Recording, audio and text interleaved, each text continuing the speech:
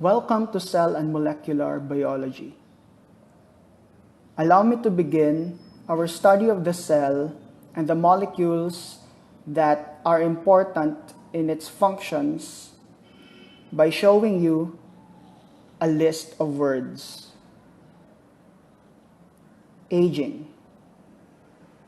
diabetes, body mass index, sleep, allergy, antibiotic, cancer, loose bowel movement, breathing, food, love, and lastly, life.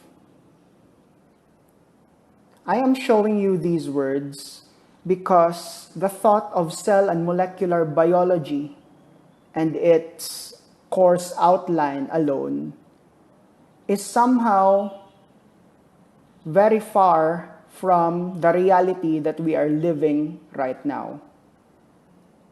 In short, the terms might be too technical, and I would just like to give you a moment to be able to connect the cell to words and to experiences that you can relate to. So, why don't you list these words and find out how they are related to the cell? Maybe you can report on your research on our first video teleconference.